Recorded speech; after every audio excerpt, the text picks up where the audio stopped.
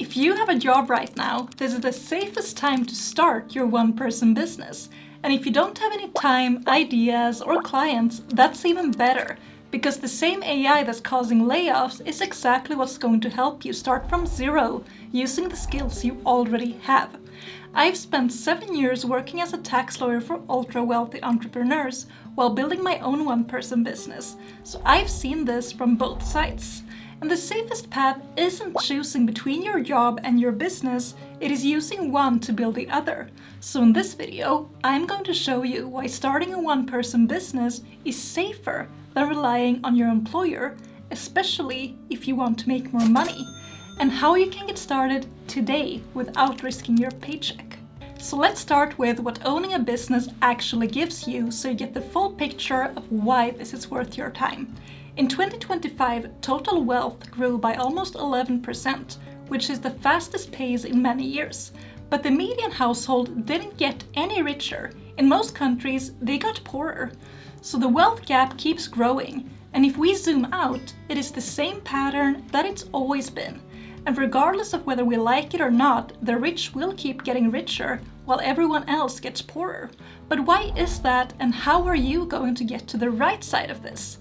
What it comes down to is that rich people own how they make money. They have their own business, which is extremely powerful. As a business owner, you don't just get to decide your own salary, you also get to pay yourself in dividends, which is essentially bonus money from profit, and you can also sell your business. Dividends and money that comes from selling assets are taxed at a lower rate than salary in most countries. So already the business owner has 3 ways of making money from their business, while the employee only has 1, which is salary. And if you're thinking, well, I can get bonuses and stock options too.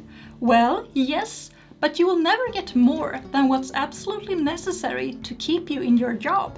Because the purpose of a business is to make profit, so it hurts the business to pay you more than what's necessary. Bigger profit means more room to grow the business or more money for the owners. Employees are an expense, and a good business keeps expenses low. But this isn't just about the money. If you own a business, you are in charge of who gets what when it comes to opportunities too. Not only do you get to decide what you do each day, what your team looks like, and how you're building the business, but also where the business itself sits. Because what most people miss is that as an owner, you get to take your business with you.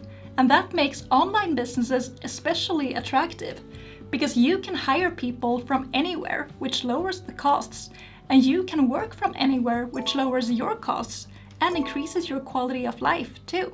You can do this short-term or long-term, which, if you choose the right countries, comes with tax benefits too.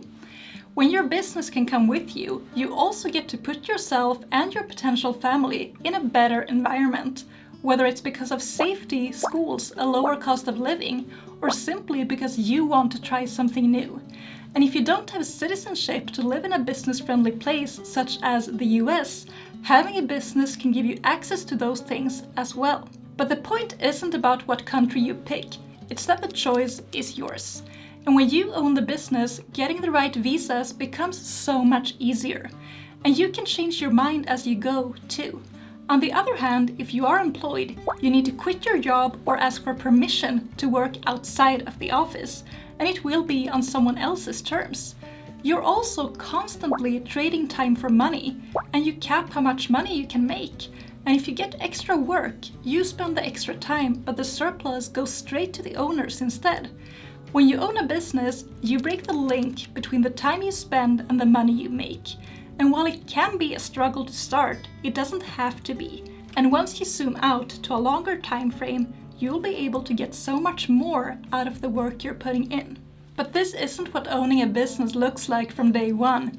And if we're starting from zero, we are a bit scared, inexperienced, and want to avoid wasting time and money on the wrong thing. But as a beginner, you will. And because of that, you want to start with a simple, well-structured, one-person business. But this doesn't mean that you need to do everything on your own to avoid having expenses. It means that you start small with a team of you, your favorite AI and tech tools, and grow from there. My own favorite is Claude. and I pay for the Pro version and during some months Claude Max. And I've built separate projects for every part of my business. So if you want to try this out for yourself, start by creating a business strategy project and have Claude interview you about your skills, strengths, and goals to find business ideas that are a good fit. Once you've decided what to try first, break that process into separate projects. Since I have a content-based consulting business, here are my current projects that I use the most. And once you go into each, you can ask Claude to fill out the memory and instructions based on your preferences too. None of this is perfect, and I pay for actual people to help me with editing, content strategy, and AI too. But it pays off to learn how to work with AI and figure out where it adds value and saves you time. And if you would like my help with any of this, you can book a call with me below and we will dig into it together. But out of everything you could be doing with your precious free time, why is this the most important one? As we have grown up, the game has changed. You can't expect to go to school, get a job, and live the rest of your life in the hands of an employer. Cost of living rises faster than salaries every year, and the prices keep going up. But very few people talk about the other side of this, which is just another reason for why you need your own business. Because who is in charge of pricing? It is the businesses and the people behind them, and they want to make profit. And as productivity increases with AI and other tech tools, profits increase too. And with fewer people, salary expenses decrease. But the excess doesn't go to the remaining employees, it goes to the same place as before, which is the owners. And that's just one more reason for why you want to be a business owner in today's economy. As an employee, you're basically trapped because you can't increase your salary to adjust for cost of living, and your employer isn't going to do it for you either. And this isn't about if that's right or wrong, fair or unfair. It is up to us to understand the playing field and decide where we want to be. Unlike what most people believe, having a job isn't safe. As an employee, you are putting all your eggs in one basket that someone else is holding, and people get fired all the time. The patterns that are showing up with AI isn't a one-time thing. Technology has caused layoffs many times before. AI is just the latest version of it. You want to be in a position where you can use AI and other technology to your advantage, not be a victim to it, which means owning a business where you get to be in charge instead of having to worry about being replaced. But starting a business isn't easy. If it was, everyone would be doing it. And that's exactly why I want you to start on the side first and make your biggest mistakes while someone else is still paying your salary. Because that feels really nice. A lot of beginners who go full-time from zero are desperate to make quick cash, not because they need it, because they usually have savings too, but because they are so used to getting a monthly paycheck, and not getting one feels really scary. So they take on the wrong clients, undercharge, and find themselves building a business they don't even like, because they're not selective enough. I've been there, and it's part of why I shut down my first business 6 months after going full-time with it.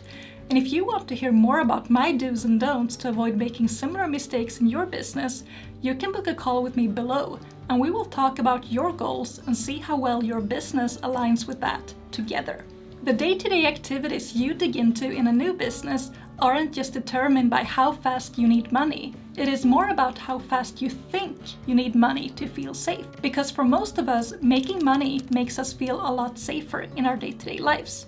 But prioritizing quick cash can easily make you spend time on activities that don't compound, such as chasing clients instead of content that makes people come to you instead. So to have a long-term mindset as a beginner, you need money from somewhere else, and a job is perfect for that. And even if your job takes most of your time, you still have the hours between 5 to 9 in the morning and 5 to 9 in the evening. Don't worry, you don't need to use all of them. But when I built my first business, that is how I did it. I picked 2 hours every day, sometimes in the morning, sometimes in the evening. And I also said no to hang out with people during the weekends, so I could focus more on the business. Did that make me popular? No, but I was really productive. But none of this guarantees any success. And I don't believe that it should, because business is about being willing to try and fail. What you start with usually isn't what you end up with, and the sooner you're willing to get it wrong and dare to experiment, the better it is. And if you have a job, you are trying and failing for free. Even if I ultimately quit to go full-time, I spent 4 very valuable years learning and experimenting first. And that has made me a lot better at knowing what I want and what I don't want out of a business. So while doing both isn't a good plan forever, it is the best way to start. But as you're starting out, you want to think ahead and plan your finances so you can go full-time when you feel ready for that step. And if you want to know exactly how much money you need to do that, you will find out in this video, so you can plan this right and avoid costly mistakes on the way. See you there.